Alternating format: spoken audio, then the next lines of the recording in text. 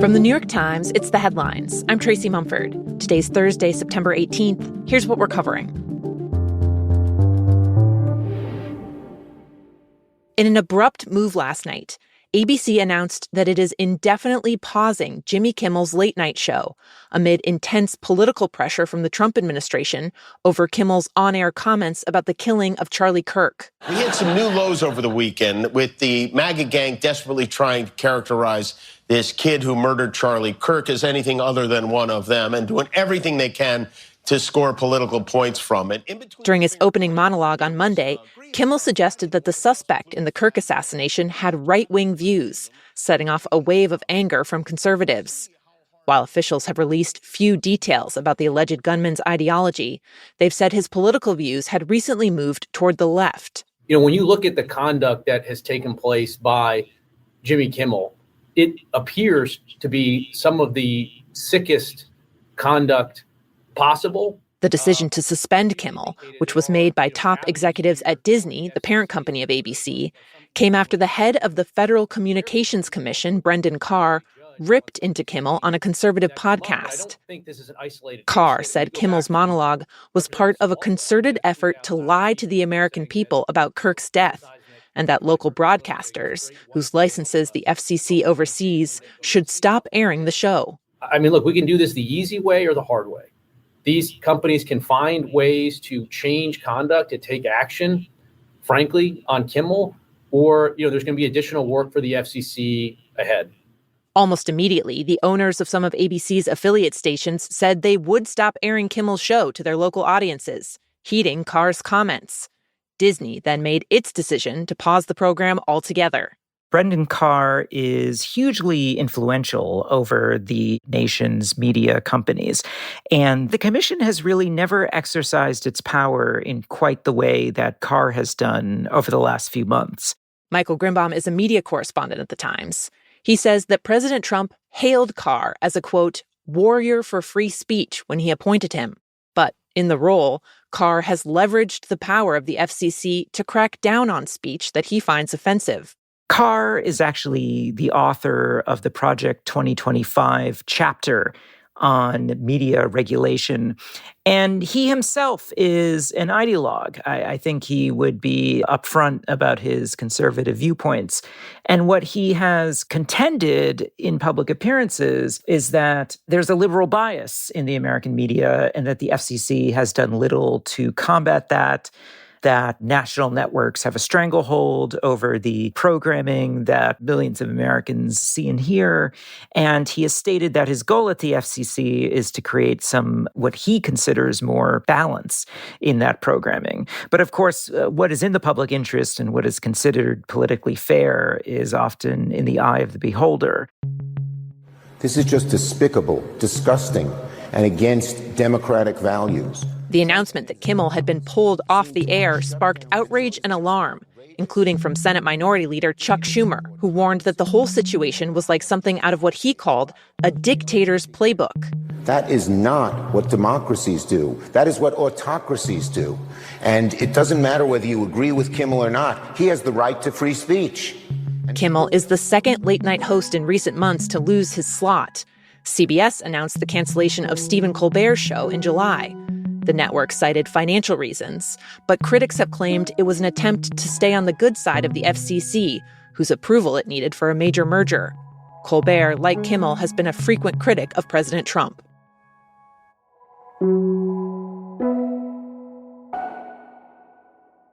I want to be clear. Today should not be about me.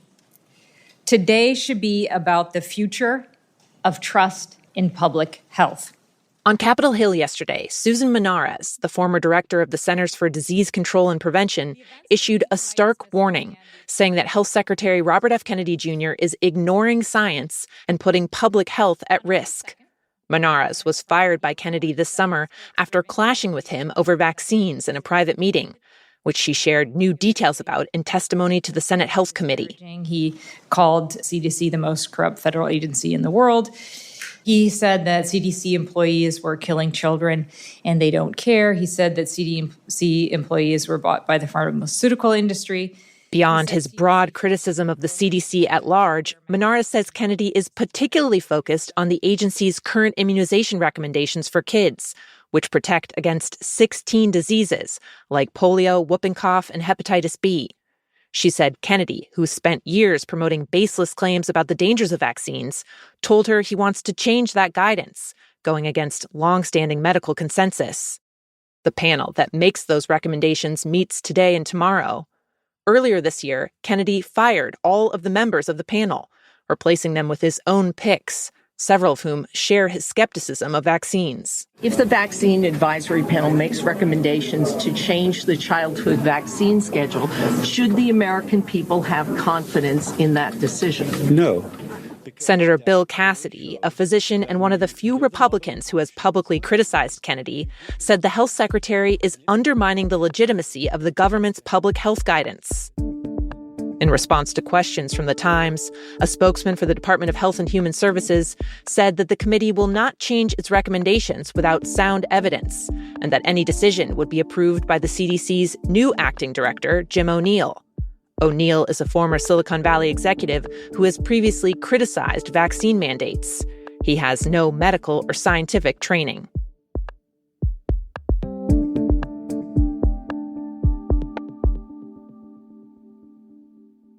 Today, the Federal Open Market Committee decided to lower our policy interest rate by a 0.25 percentage point. The Federal Reserve has now lowered interest rates for the first time this year. The central bank had been holding them steady month after month as a way of keeping inflation in check. But the chair of the Fed, Jerome Powell, said yesterday that the Fed was acting on a new concern. So what's different now? What's different now is that you see a very different picture of the risks to the labor market. Powell said the Fed is closely monitoring what some economists have called ominous signs in that labor market. Unemployment has edged up, and job growth slowed sharply this summer. Lowering interest rates could be a balm for that by encouraging companies to borrow money, making them more likely to expand their payroll. Powell described the drop in rates as a risk management move. The rate drop comes as President Trump has tried to exert power over the Fed, a traditionally independent institution. Just hours before the Fed's meeting, a new Trump appointee to the board, Stephen Miron, was sworn in. His appointment is an unorthodox arrangement, since Miron says he's just taking a temporary leave of absence from a role he has at the White House, meaning while he's at the Fed, Trump is still technically his boss.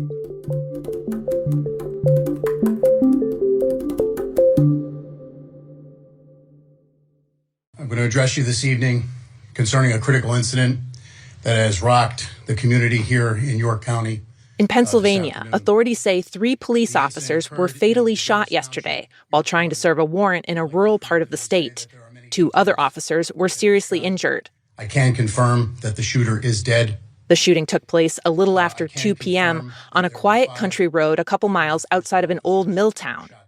Officers were there following up on what authorities described as a domestic-related investigation. They gave few other details. Studies have shown that domestic violence-related calls are among the most dangerous situations for police officers. A federal report found that those kinds of calls were responsible for the highest number of police fatalities. We got to do better as a society. Pennsylvania's Governor Josh Shapiro joined authorities at the press conference following the shooting. This kind of violence isn't okay. We need to help the people who think that picking up a gun, picking up a weapon is the answer to resolving disputes, so we don't have to deal with tragedies like this.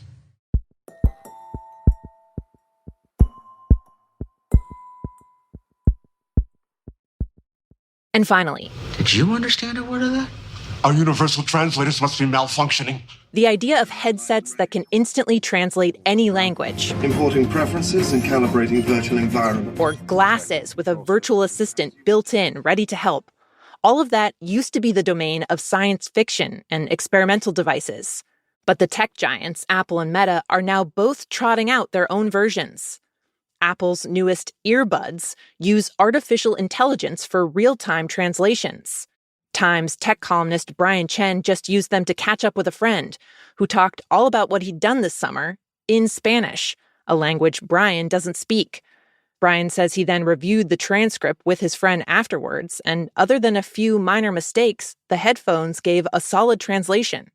And yesterday, Meta unveiled new smart glasses. They've had a version of these on the market for a few years that can take photos and videos, but the latest ones have a tiny built-in screen that can display apps. They also have a built-in AI assistant who responds to voice commands and can see what you're looking at through a camera. There we go. Tricky thing is that when CEO Mark Zuckerberg tried to show off the glasses yesterday, demonstrating how they could look up a barbecue sauce recipe or take a video call, they didn't quite work. I don't know what to tell you guys. Zuckerberg laughed it off, saying, "They tell us not to do live demos." Those are the headlines. I'm Tracy Mumford. We'll be back tomorrow with the latest and the Friday News Quiz.